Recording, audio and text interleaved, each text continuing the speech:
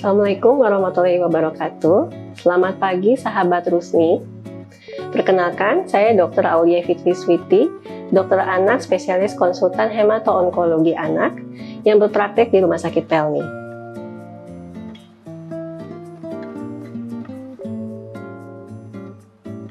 Talasemia merupakan kelainan darah yang diakibatkan oleh kelainan pembentuk sel darah merah. Hal ini disebabkan oleh gangguan sintesis rantai globin. Kelainan ini diturunkan secara genetis dari kedua orang tua secara autosomal resesif. Talasemia yang kita kenal adalah talasemia alfa yang disebabkan oleh kelainan rantai globin alfa dan juga talasemia beta yang disebabkan oleh kelainan rantai globin beta. Diperkirakan setiap tahunnya lebih dari 300 bayi dilahirkan dengan talasemia. Lebih dari 7% populasi dunia adalah pembawa sifat talasemia. Pembawa sifat di Indonesia sendiri sebanyak 3-10% merupakan pembawa sifat talasemia beta, 2,6 sampai dengan 11% merupakan pembawa sifat talasemia alfa, dan 1,5 sampai 36% adalah pembawa sifat hemoglobin E.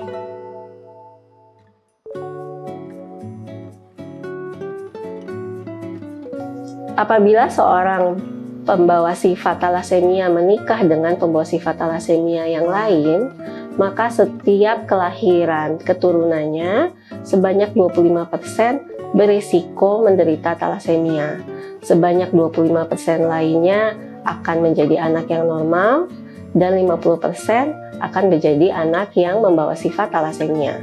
Sedangkan apabila seorang pembawa sifat talasemia menikah dengan orang yang normal, maka sebanyak 50% dari keturunannya dalam setiap kali kelahiran akan menjadi pembawa sifat talasemia. Apabila seorang penderita talasemia menikah dengan seseorang yang normal, maka setiap kali kelahiran pada keturunannya akan menjadi pembawa sifat talasemia.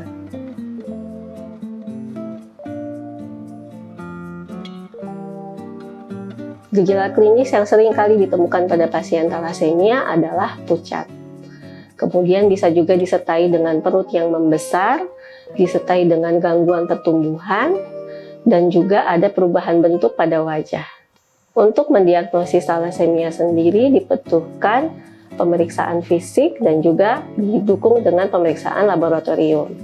Dari pemeriksaan fisik biasanya ditemukan adanya pucat, pembesaran perut yang disebabkan oleh membesarnya organ perut seperti hati dan limpa, dan juga biasanya dapat ditemukan gangguan tumbuh kembang, dan juga pada saat kita gali bisa didapatkan riwayat transfusi pada anggota keluarga. Apabila seseorang kita curigai menderita talasemia, maka pemeriksaan yang selanjutnya akan dilakukan adalah pemeriksaan darah. Yang dilakukan biasanya adalah pemeriksaan darah rutin dan juga analisa sel darah merah. Pada pemeriksaan biasanya didapatkan hemoglobin yang menurun dan juga adanya kelainan pada analisa sel darah merah.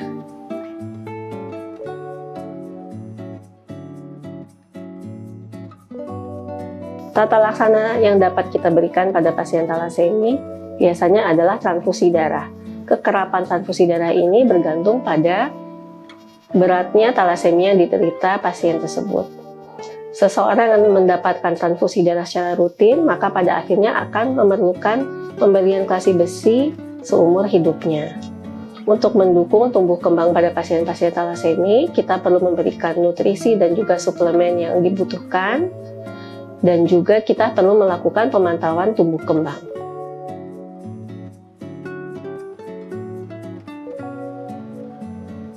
Seperti yang tadi sudah disebutkan di depan, bahwa pasien talasemia ini biasanya menderita anemia.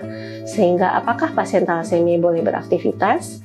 Jawabannya boleh. Apabila pasien tersebut mendapatkan terapi yang optimal, maka ia dapat beraktivitas secara normal. Olahraga dan juga aktivitas fisik sangat dianjurkan. Namun apabila pasien tersebut mengalami anemia yang berat dan juga dia mengalami ketergantungan terhadap transfusi, maka aktivitas fisik harus disesuaikan dengan kondisinya.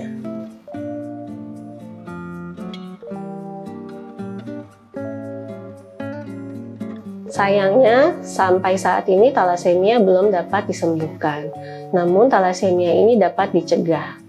Caranya dengan melakukan screening sebelum menikah. Hal ini akan mencegah lahirnya anak-anak dengan penderita talasemia yang berat. Apa saja screening yang diperlukan? Diperlukan pemeriksaan darah yang lengkap, analisis hemoglobin, ataupun DNA. Di Indonesia, sekitar 6-10% penduduknya merupakan pembawa sifat talasemia. Artinya, dari 100 orang, ada 6 orang yang merupakan pembawa sifat talasemia.